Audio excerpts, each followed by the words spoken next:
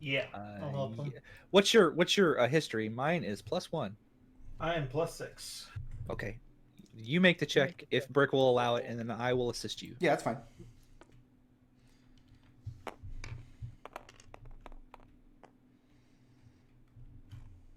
Thank you, Gus, for that. For that 2. That's an 11. 11. Actually, hold on. Before you pull the trigger on that, Brickroad. Okay. Let me just check the class feature real quick. Ability check or saving throw, not a skill check. Never mind. Unless, per the reading of Dark One's Unlock, once per short rest, when you make an ability check or saving throw, you can use the feature to add D10. This is an That's ability an ability check. Okay.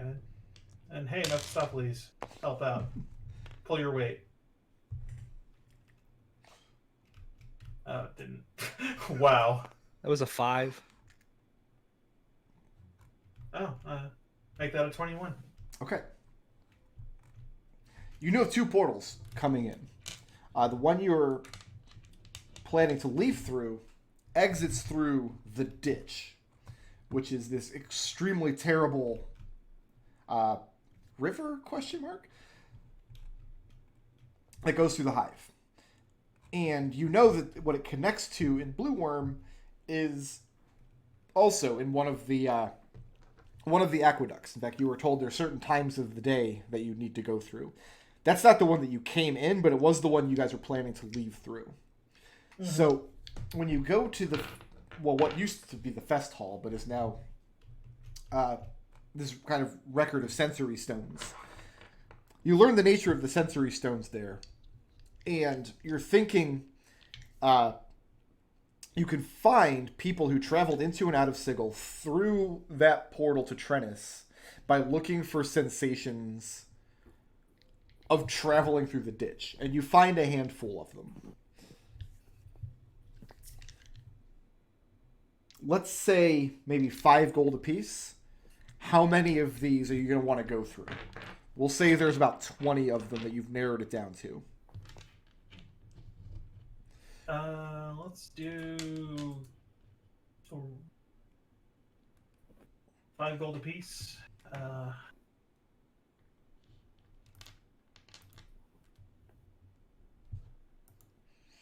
Let's say 2. Only 2 of them? 2 of the 20? I mean, no. You know what? I'm sorry. No. Let's go with half of them. All right, roll some percentile.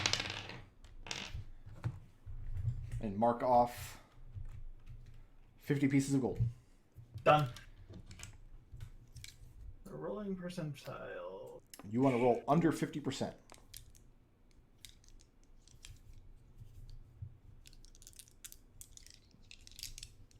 Medalist up. Medalist 10s. 21. You go through some of these, and some of them are just baffling experiences. Some of them are people who drowned themselves in the ditch with the expectation of selling the experience on. Like, this is something that somebody's actually done in the past. Others are people who have traveled through the ditch to other places where the river opens up in the multiverse. But you do find a case of... It was a kind of a historical study put on by the Fest Hall when it was still the Fest Hall, of a splinter group of whatever faction owned the place at the time, was putting together a collection of comedy stones. And this particular series of them involved Clueless coming to Sigil for the first time through incredibly unpleasant portals.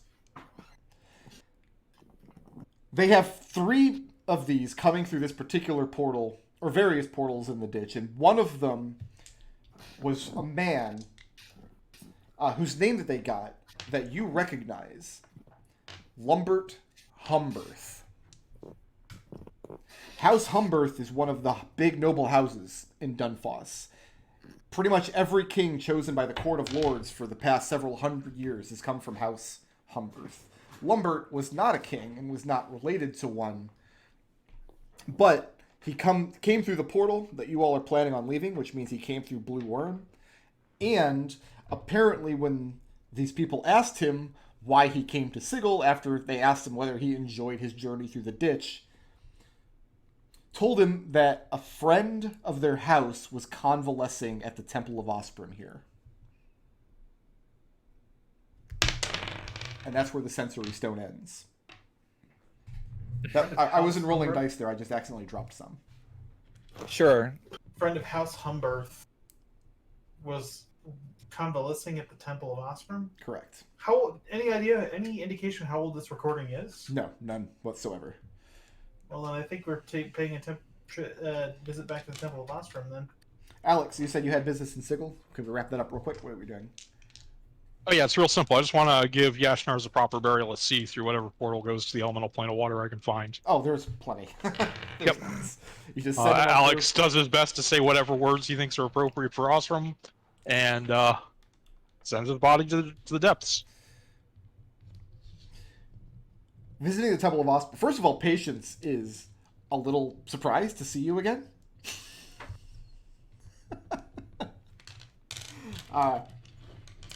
We're really good investigators, Patience. She confirms that when she was actually before she was born, that occasionally her mother would have people brought back to the temple, oftentimes to hide them from authorities for some measure of time, but once or twice to rest and heal up. Mm-hmm. She doesn't have the particulars of it, but she remembers a story of a man that her mother found at the heart of a walking house who had been taken over by it, the chains of which had bound around them, and her mother and some of her companions freed this man from what had become his prison, and he convalesced here for a time.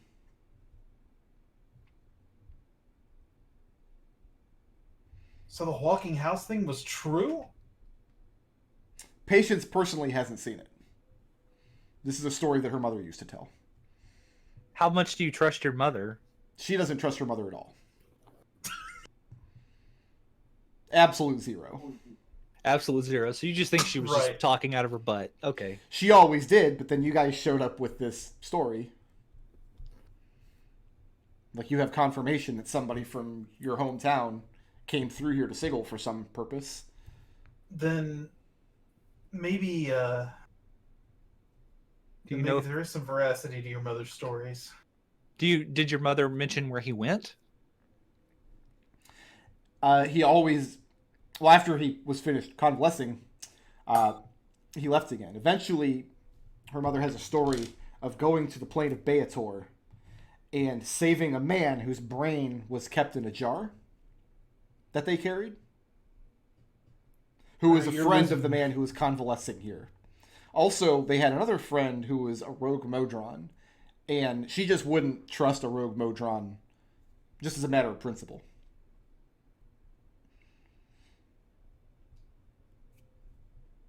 We're trying to find these people, at least where they ended up. Anything you can do. Hang on. What? When the rumors of the rogue Modron, didn't that lead us to the Aptonomicon?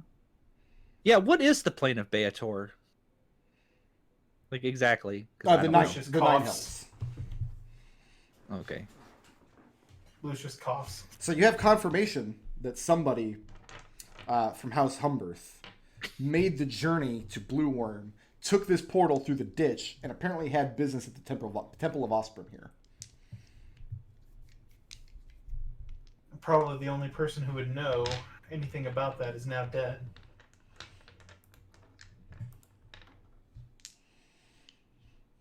I mean, I don't think guess- we were investigating Humberth before, though. That's another lead when we get back to Dunfoss. Yeah. That's something we can track when we're in Dunfoss.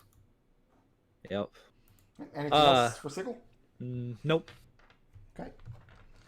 So you guys head back through what you now know to be one of the most... A portal so unpleasant that a group of sensates back in the day thought it would be funny to catalog some people who had come through it. A, water breathing. B, let's hold our breaths anyway. Yeah, no, I'm in full agreement there. So Rallick, Yes, you sir. come up with a plan to steal that book. Yeah, he was gonna wait until night, and so he should have a good idea. So I need to know a few things, like on the estate. Okay, I get What that. were there was the front entrance, and it looked like there was a back entrance, and there was.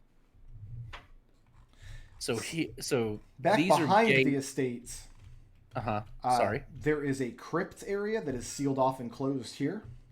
Mm-hmm. There is a temple area back behind the estate. Not a lot of temples in Blue Worm. The main cathedral is for devotees of Osprey.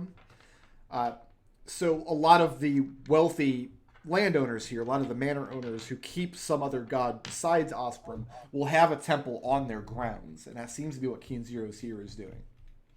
Okay. And then there's a gardens area on one side as well. So his plan is that now that he knows the general layout of the mansion, he knows, and he's kind of seen the guard patterns and everything. He's going to try to sneak in and get to the room and see if he can break into the pit or break into it. What time of night? Like just after the close of business or dead of Pretty night? late, but late enough that everybody would have gone to bed after midnight. And is this Probably. the same day that you... Yeah, this would be later. This would be well, he'd probably have waited a night and gone back, and he would have gone back in other guys and kind of tried to, because I'm assuming that this is all wall here, right? So he would have probably tried to go around the perimeter of the property, not being seen. there are doors on the back of the property here. Mm-hmm. Otherwise, there are a lot of windows along the sides of the property. There is a door here, but it seems mostly unused. In fact, at the base of the stairs here is an iron gate at the bottom that is kept closed and locked. Scaling the walls and reaching that door would not be difficult, but it goes into what you know to be one of the private areas of the manor. It's kind of the same deal with this back area, except he does not have gates at the base of all of these stairs. However, the back doors to the estate, the great doors, when you were approaching the hallway, had a great bar sitting on the inside of it. And you can tell that this door is not often used either. It seems like because he uses the front of his estate as a public house, he ensures that the other entrances are relatively well closed. Okay. However, each of these rooms along the left and right walls do have windows. I'm assuming the vault room did not have a window, though, right? We're never in a vault room. This is a private bedroom that he would use for personal guests that come to the public house. But this is where the book was locked in. She locked the book in a cabinet in that room, and she stayed in the room the whole time while you were perusing it. When you were done, you saw her lock her back in the same cabinet in the corner of the room. Okay. So his first thought was if he can sneak back in, go through the grounds and get in through that window, he'll get in directly through that window. Okay. And so at first it would be a look and make sure no one's in the room. Make an investigation check. Okay. Let me get another die. It's not very good. That's an 8. An 8. During the day, you come in to do some scouting, and it's a nice fountain area out here. And because the grounds are open to the public, you do see a few people back here. Some of them who are guests of the public house, who are taking advantage of having a nice outdoors area. Others just seem to be maybe clerks or travelers from the city who have stepped off the street to a quiet area to get away from the hustle and bustle. None of them pay you much mind. But during the day, it's not very densely peopled. So you imagine during the night, if you came under cover of darkness, you would have the place to yourself. The window is set about 8 feet off the ground. So you would have to climb the wall a little bit to get up to the window. But it just has a nice ornate shutter. Looks closed and probably latched from the inside, but nothing your thieves' tools couldn't take care of, assuming you could get up there. Yep, that's what he's going to try to do then. Not during the day, for sure. Not during the day, no. Probably about, say, 1 in the morning. All right. Let's get a hide check. Okay. See if you can get onto the grounds unnoticed. What am I rolling? Well, that's a nat 20, so... What does it add up to? There's no such thing as a nat 20 on a skill check. Oh, okay. What am I doing for hide, then? What am I looking at for it? It's a skill, so it'll be your dex. Stealth. Stealth. Oh, that's right. Hide is the action. It's based on the Yeah, stealth that's what I'm skill. saying. I mean, if you said... Yeah, so it's a stealth check, that's a 31. Okay. Thank you, Matt. And you get to the base of the window. Climb up to the window. Give me a dexterity thieves tools check. So dexterity modifier is... I'm proficient in this thieves tools, so I should be able to add that. So that should Yes. be... where's my dexterity score? Sorry, I'm getting a little bit used to this sheet. That should be a 16. Okay. You get your tools out. You manage to undo the latch on the shutter. Take one side of it open. And the pane of the window slides upward. And you do it very slowly and carefully. It's a well-maintained ground, so there's no creaking or groaning. It doesn't catch at all. And you just make sure you don't make any sound. You have dark vision, correct? Yes. Okay, there's no light in the room. And are you... I forget. This is not your first 5e game, because you played a bunch of Treble's games. Right. So you're aware on the rules for... like darkness versus dim light versus bright light and how they interact with what you're able to see. Yeah, dim light is just like you see in dim light with dark vision, so it's like Okay. you can't see in the dark, but you can see better than normal people. Well, you can see in the dark because you can see in darkness as though it were dim light. Oh, Dim okay. light is an area of obscurement, which means you can't see a lot of details. It's difficult to see colors. It's not as Right. good as seeing with light. So looking into this dark room with your dark vision, you're seeing into a room as though it had dim light, but it doesn't. There's candles in here, but none are lit. You just have the moonlight streaming in from above, which does not illuminate the whole of the room. However, the room looks unoccupied. It looks pretty much as you left it last night. Okay. So he's gonna crawl into it very, very quietly and try to make his way to the cabinet. Okay, the cabinet is just to the left side of the bed. All right, and he'll see if he can pick the lock with those with his thieves' tools.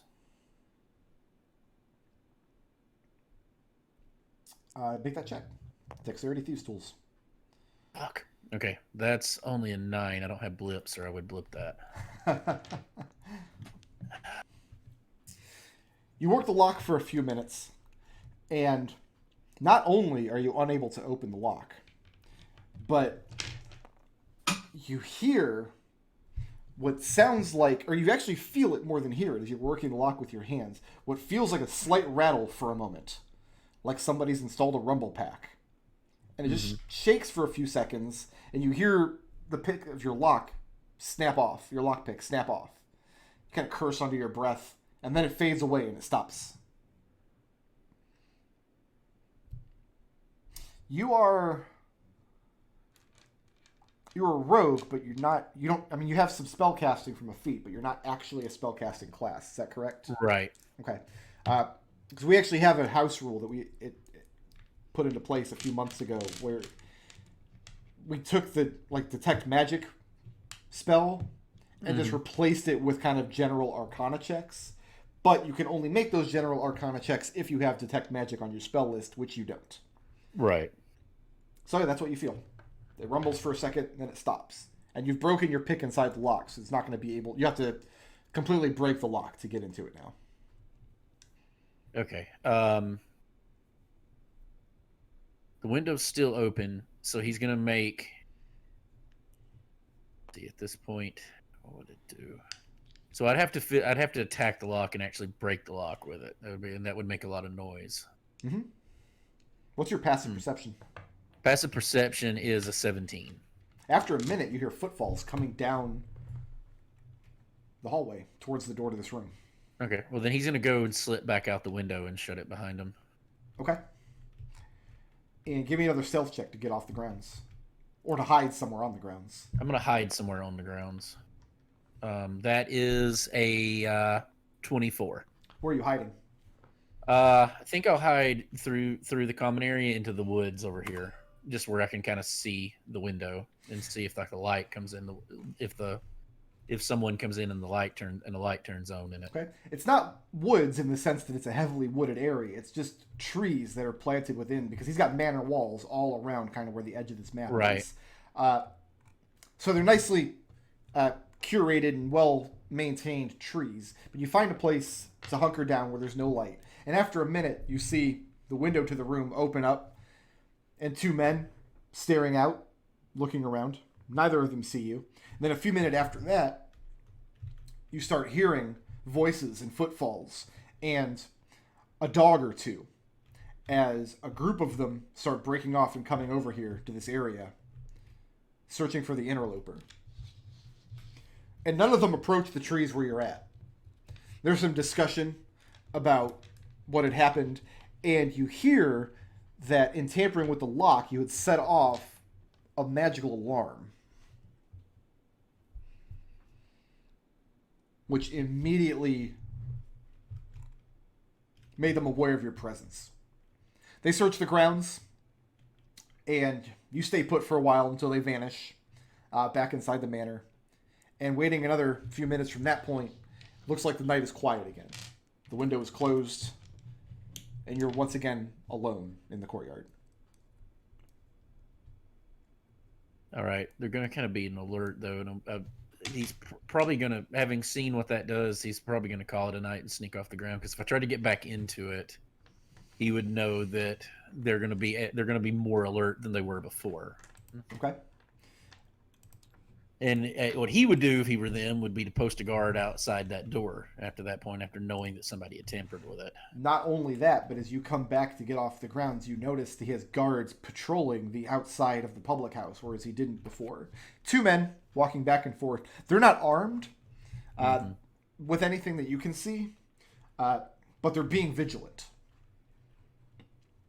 They're just kind of keeping track of who comes and goes, but they don't see you as you sneak out and skittish up over the manor wall back out on the streets. Okay.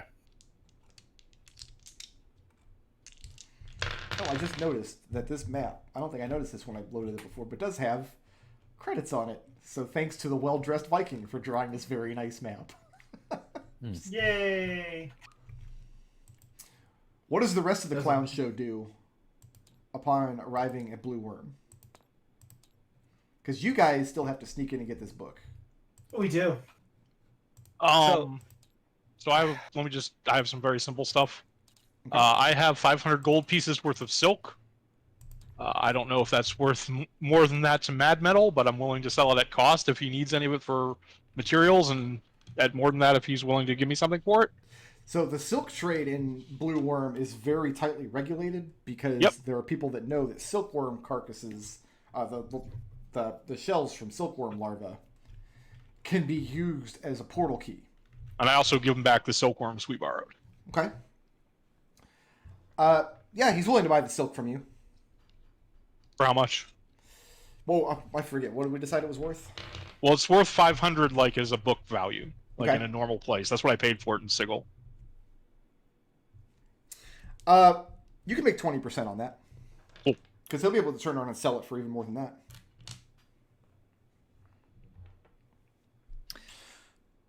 Rallick. The next day, after your botched job,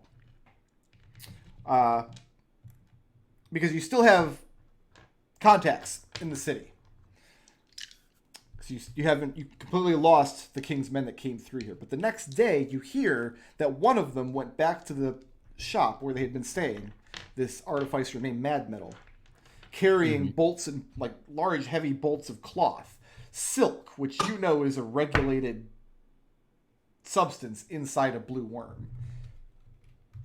I mean, those were in the bag of holding, but I'm sure someone saw me at some point.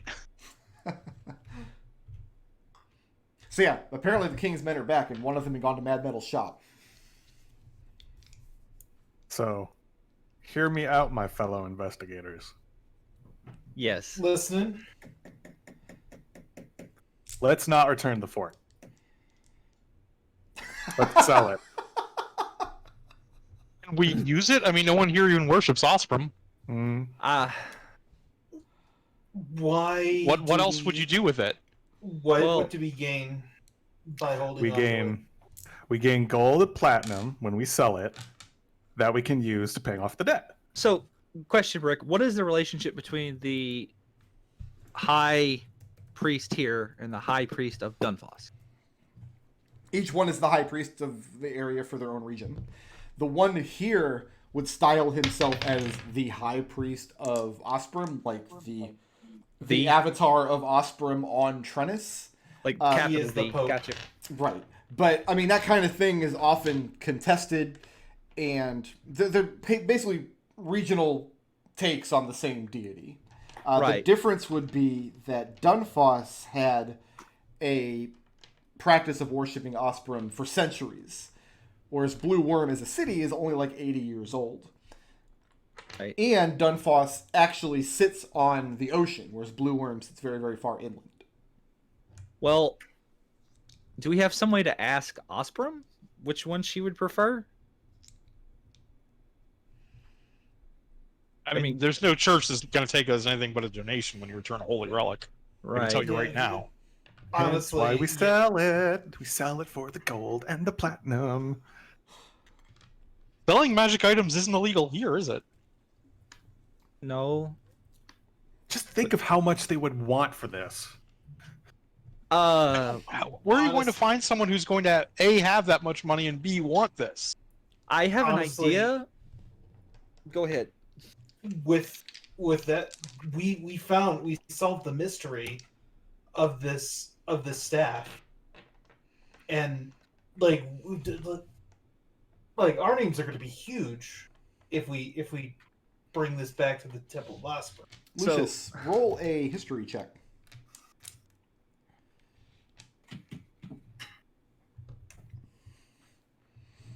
Like prestige, like I was saying back in Lord Taker's fun house.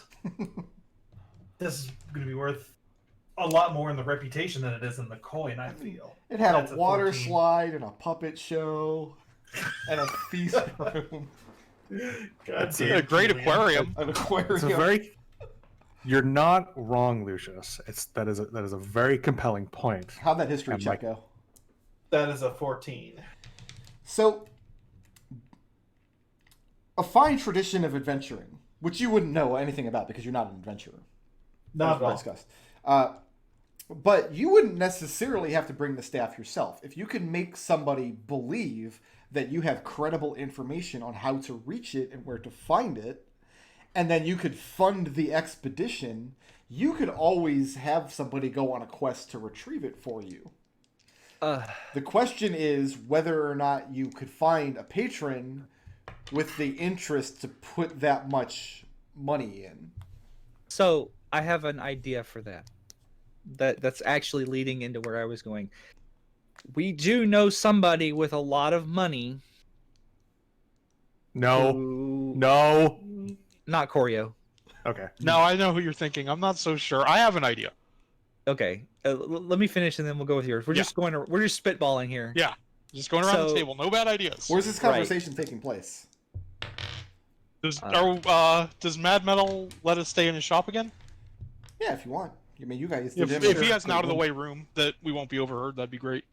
Okay. So Rallick would have been staking out, knowing that he's in the shop there that they've been seen in Mad Metal's shop. He'll be Yeah. staking out their shop at the moment, Then watching them. after, see after where a they while, come I and mean, go. the king's men that fit the description of the men whose identities go into the shop and don't come out for a few hours at least.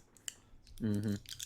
Now, But- this is a shop. He's got workshop levels, but he has also a storefront that the public can go into at any time. Like, you're not barred from entering this building by anything. Well, he's gonna. In that case, he'd walk in and kind of pretend to be poking around the shop to see what interests him. Okay. A lot of little mechanical gadgets. A lot of what he does business in are not fully formed devices, but rather smaller pieces of other devices. He's like the machine shop that people go to if they need something particularly intricate for some greater working. So the man you speak to, his name is Tom Wolf. He's an apprentice of Mad Metal. And so lots of little clockwork gadgets and all kinds of things kind of on display here. And you can hear some discussion going on upstairs. You're told that the master of the shop is still recovering from a recent illness, but that he's happy to discuss any business that you have. He can answer any questions about anything in the shop. He's more than happy to do so. He'll kind of, without saying what he do, he'll ask a question about, let's see, how would he phrase it? He'll kind of put, so I've done a bit of adventuring in the past of, varying degrees of it, and I've run into, not being much of a magic user myself, I've run into the issue of magical locks and magical pick and traps set on those. Would you have anything? Do you know anything of that nature? Anything that might help me in disarming such a thing? He tells you, make an insight check. Okay. Insight is. Where's it? There we go. It's like +7 if you get like a 17. It's +7, yeah. God dang it. That's a 9. I can't roll today. Welcome to the table, Bob. I know, right? I literally have to roll the tiniest amount to not get a good roll. He tells you, surely, you don't expect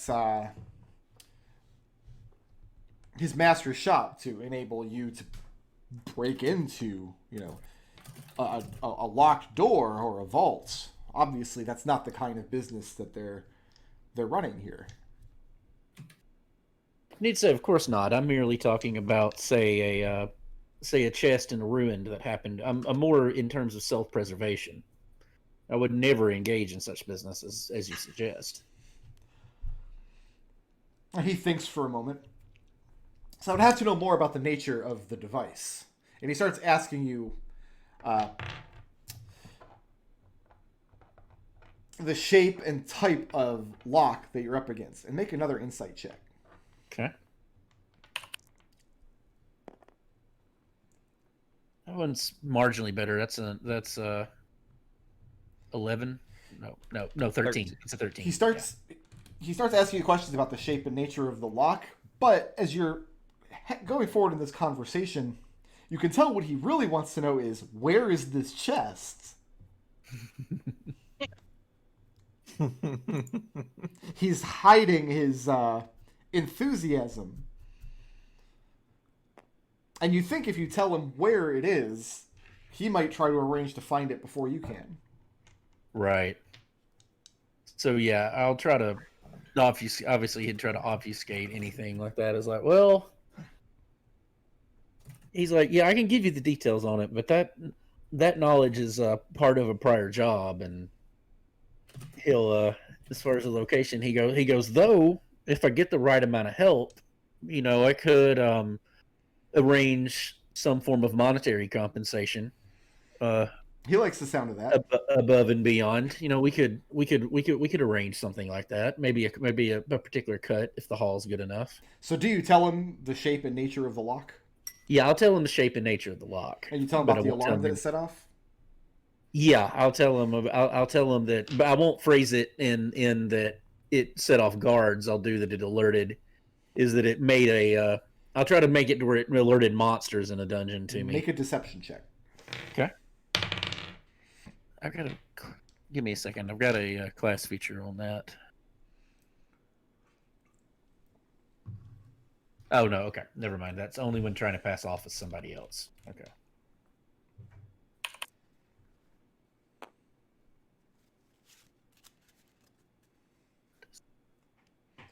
That is a 20. He tells you he might be able to put together something for you, something useful, and asks you to wait for a moment. If you'll beg, he begs his pardon for just a moment as he goes upstairs. Absolutely.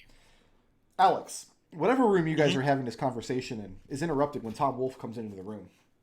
And he says, Alex, I wonder if I might call you in for a bit of consultation work. Sure. Yeah, we can table this for now. Agreed. He closes the door behind him. And remember, these are very small, cramped rooms in his place. So he tells you that he has a client that is not the typical kind of work that Mad Metal's shop would do. And he knows for a fact that his master wouldn't sign off on it because he suspects it involves either a robbery or dungeon delving, neither of which Mad Metal looks kindly upon. But he describes a lock. It sounds relatively mundane to your ears, but more difficult to pick than a standard lock, and is attached with what you immediately recognize as an alarm spell. Mm-hmm. So what he wants you to do is come up with a solution that sounds like half-formed, because what he wants to do is go back and tell this client, hey, we have a way through your lock, but it's going to take us a day or two to put together.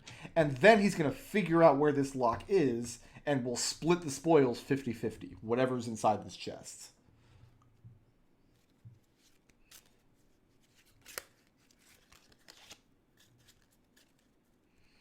I don't know, Tom. That's a little shady for me. And he looks a little disappointed. It's like, well, can it be done? Yeah, no, I'm pretty sure. I mean, I could. Doesn't sound like anything I could would stop me if I had a few minutes alone with it. What if it's not a robbery? What if it actually is a treasure box in a nearby dungeon? Then it's not technically stealing from anyone. I mean, we're not adventurers, Tom. No, but No, but I mean, look, if it's a treasure box in a nearby dungeon, my recommendation would be to make a phantasmal horse or whatever and bring it here, and open it in the safety of a lab. he reminds you the circumstances under which you all met, and that Yeah. perhaps there was a dragon involved at one point. Hence the phantasmal horse. Get here faster. Connor is just rubbing his temples at this conversation. So I'll tell you what. I'll see if I can find more information about where this treasure box is, and see if I can learn what it might contain. All right, and if you want, if you want a half-baked idea, and Alex will list some technical specifications for building a set of lockpicks that would suppress the alarm. In the meantime, and he looks at the rest of you, says, one of you can read minds, surely. Yeah. All right. He says he's going to go downstairs and open up. Well, the front windows of the shop are already open. It's during the day. He says all you have to do is kind of surreptitiously leave this door and then kind of walk around the block so that he sees you leaving the area. And then you circle back so you can see in through the window, and you should be able to read his thoughts from there. Meanwhile, I will guide his thoughts to the location of the box. He's describing the same detect thoughts trick you guys basically use every session. No, yeah.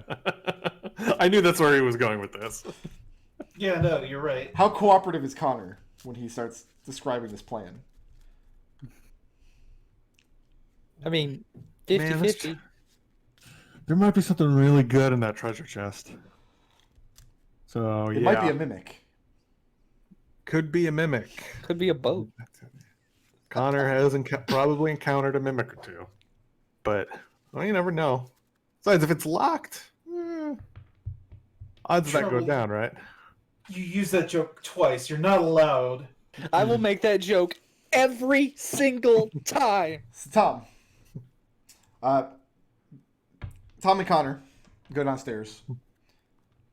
And let's call this Connor's deception versus Rallick's perception. Let's see if Rallick notices that this guy has come downstairs and left the shop. And he exchanges some pleasantries with Tom about wrapping up some business with Mad Metal. Mm. Let's see if Rallick notices he kind of just walks the block and comes back around. Oh boy, we've got low roll versus low roll. Here we go.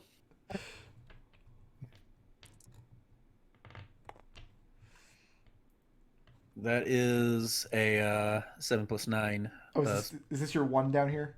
No, I haven't rolled yet. Okay. I'm waiting to hear the number I need to beat. Fair enough. 16. 16.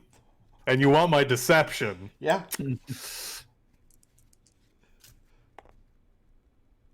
Oh, that's too bad. That's an 11. Okay. So Your deception's -2.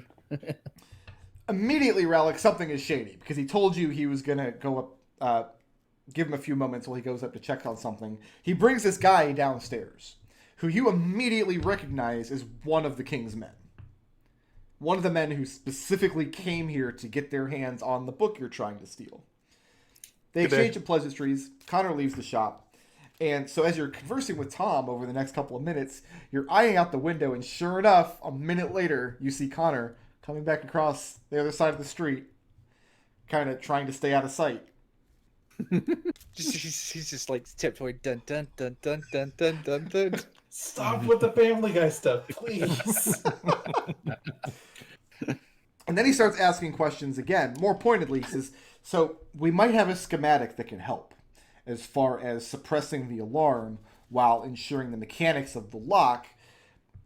The danger here is the lock you're describing is very intricate, and we're thinking it might have a mechanism inside the box. And he describes a sort of magical flammable substance that certain magical locks will use that can tell whether they're being opened with a proper key or one of the tumblers is picked out of order.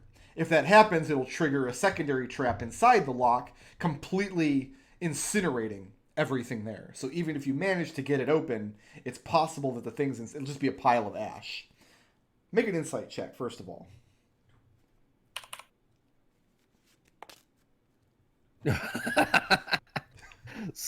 So that is only a 9, but he's going to know that that guy's not going to incinerate anything he considers valuable. So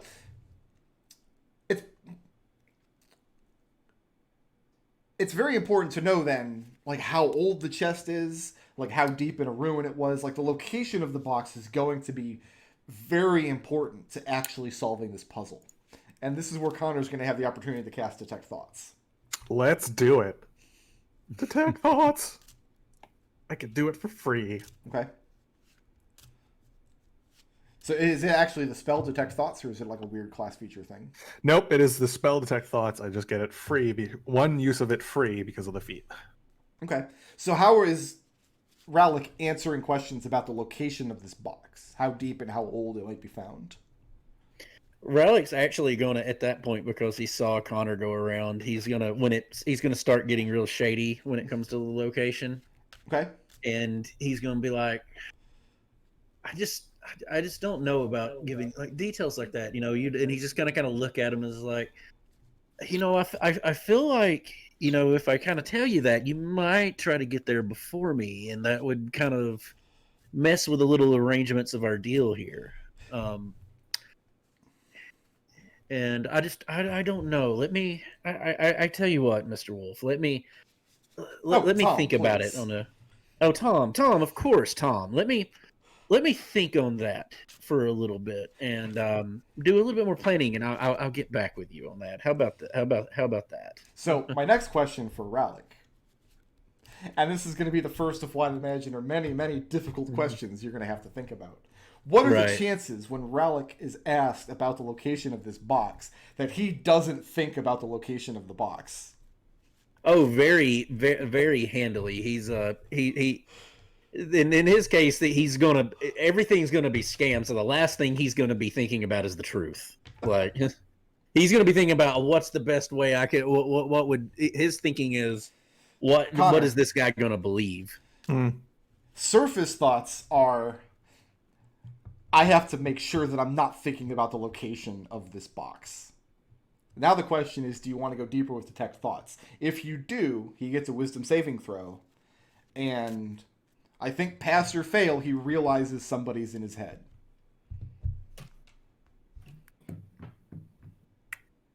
You don't get the location on the surface, but he's definitely hiding something.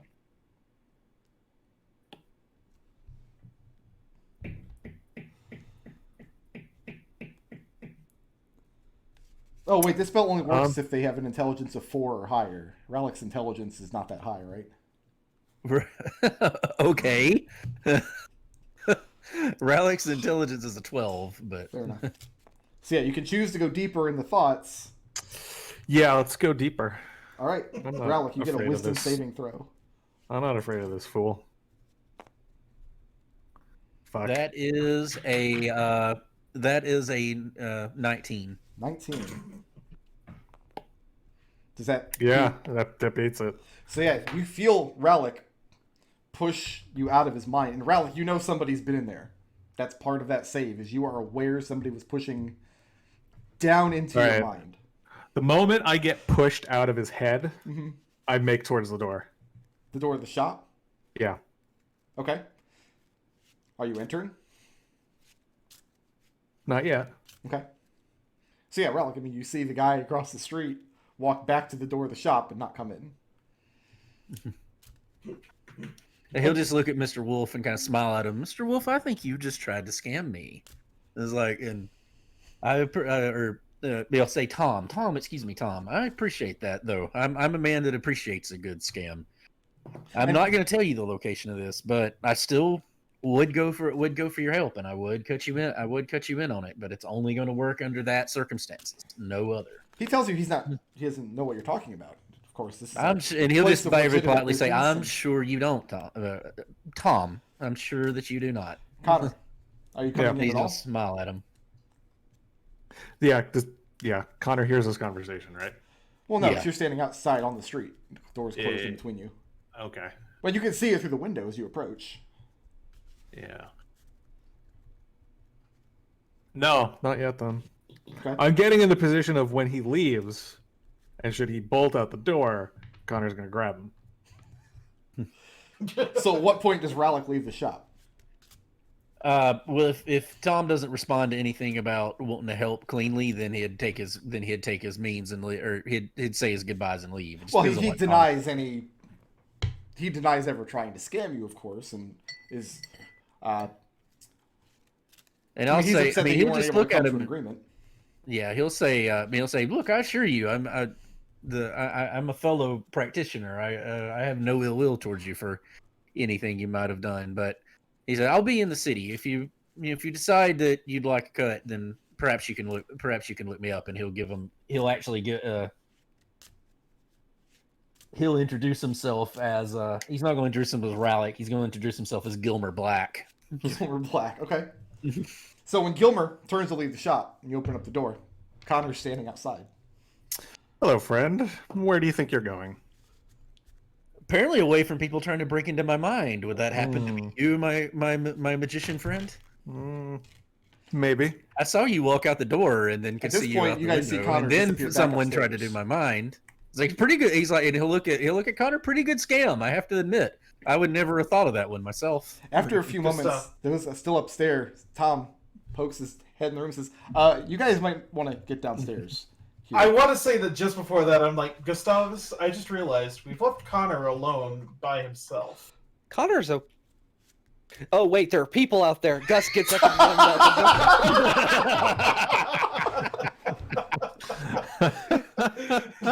door. That's a Well, it's cute just little kinda answer. Staggers Sorry, go down ahead. the stairs. That's a cute little answer, but you did not answer my question. Oh no. He's Well, doing that talking My thing with his question is that face. I'm leaving. If you would so kindly allow me to. No, I don't think that's gonna happen. Oh, See, Connor. oh, really? So what What? authority are you going to detain me with? That's interesting. Who would you happen to be, my friend? Oh, we're with the king. Gus walks up and puts his hand on Rallick's shoulder and says, "Connor, why are you detaining this person?" Mr. Black. Because he has valuable information that he is not sharing. Valuable to, and he'll kind of look at that. He'll look at you. Valuable to whom? I have information could be valuable to a lot of people. I don't know what value in my mind would be of yours, or he'll look at Gus or why you're. I assume this is your compatriot here. Why he tried to break into my mind earlier when I was having a conversation with the innocent Mr. Wolf. Are Lucius and Alex coming downstairs as well, or just Gus? Lucius is staggering down the stairs as well when he dawns on the fact that he's leaving. We left Connor alone with other people. Connor, you can't detain people. And Connor looks flummoxed. What do you mean we can't detain people? He's not cooperating. We're not investigating. We're investigators, not policemen. And we're investigating this treasure chest he knows the location of. What does this treasure chest have anything to do with why we're in Blue Worm? Yeah, obviously, it doesn't. Crickets. You're going to have to excuse my friend. He's a bit paranoid. Have you ever been to the Feywild or seen an undead? He's well, I mean, Connor is very frustrated now. Yeah, Rallick's at this point he's pretty obviously a half elf, so you probably would know that. He's like, well, I am a half elf. He goes, no, he doesn't have any problems. He's like, so am I. He doesn't have any problems with it. Don't worry. So he's smiling this whole time, by the way. Like Rallick is so heavily amused by all of this. It's like... You're gonna have to. He spent a lot of time in the woods. He doesn't understand. He doesn't understand the social niceties that a lot of us take for granted living in Dunfuss. Connor crosses his arms and looks really annoyed. Like 2 minutes ago, Connor was he's like, still dressed like he lived in the woods. So Tom went upstairs, said, "Hey Connor, I have this idea to get some treasure." And Connor's like, "Oh, this sounds easy. We'll do it real quick." And now all of his friends are making fun of him. Rallick will just nod. Like, Connor has insulted every NPC we've spoken with since. But Rallick's not an NPC. And several PCs, I was about to add. Yeah, he's insulted Lucius quite a few times. Rallick will just nod with a somewhat knowing, piteous look and say, "Oh, I understand." And he'll look at he'll look at Gus and he'll see I guess that Alexander's a gnome, and he'll be like he says, "Oh, you have a gnome, perhaps one of your compatriots is a gnome, perhaps a tinker." Surely this isn't a misunderstanding, but all I did is I inquired with the estimable Mr. Wolf, Tom here, about a means to defeat a particularly vexatious lock that had fooled me in the past. Yeah, we're really good at that. Are you now? Yeah. That is one of our many talents. Yes. I mean, look, I could probably pop it open. It doesn't sound like anything outside of my wheelhouse, but we're a little bit busy with work from the king, and I think that random treasure out in the middle of the wilderness isn't really something we can fit into our itinerary today. We're not adventurers, we're investigators. Connor doesn't say anything, but he is thinking about the Kodrashi fork right now. Where is the fork? Gus has it. Well, yeah, but are you holding it right now? Like, are you standing there in the room? No, I'm standing there with it. Like, if I had more than an hour, I would have actually did my ritual. If we've had more than an hour, I would have done the thing to take off the to put it where I could summon it. Oh no, I wouldn't do Actually, that. okay, because if someone steals it. Yeah, that's exactly why. That's not a bad idea. Let's say that you haven't had time to do that yet, Okay. because that's going to be a whole thing. I know exactly We why. know. I know why that's going to be a thing. Prickroad is so sick of Oscar. So what's next?